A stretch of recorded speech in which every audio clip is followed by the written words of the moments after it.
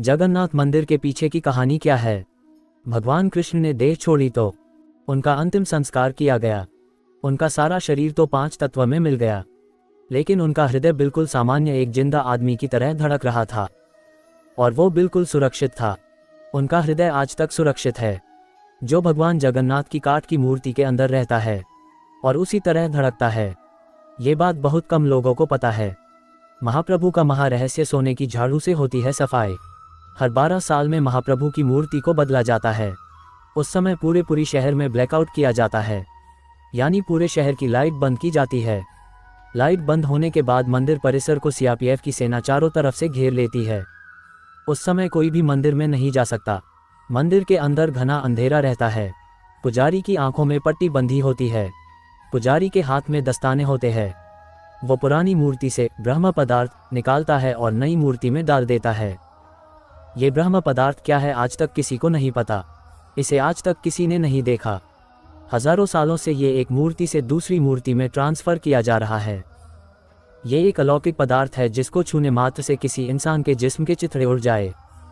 इस ब्रह्म पदार्थ का संबंध भगवान श्री कृष्ण से है, मगर ये क्या है कोई नहीं जानता।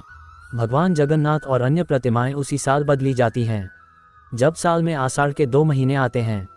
19 साल बाद यह अवसर आया है। वैसे कभी कभी 14 साल में भी ऐसा होता है।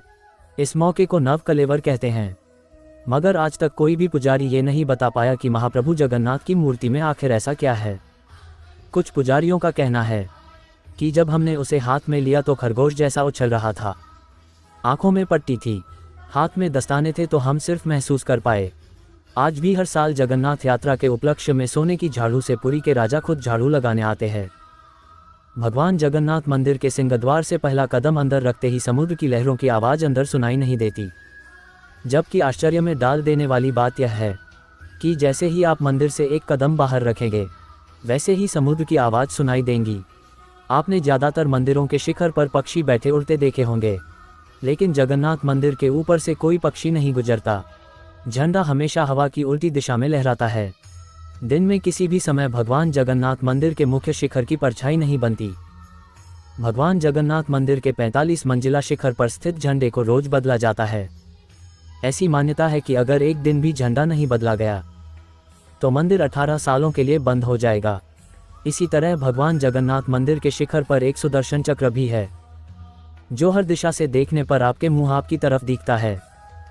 भगवान जगन्नाथ मंदिर की रसोई में प्रसाद पकाने के लिए मिट्टी के 7 बर्तन एक दूसरे के ऊपर रखे जाते हैं, जिसे लकड़ी की आग से ही पकाया जाता है।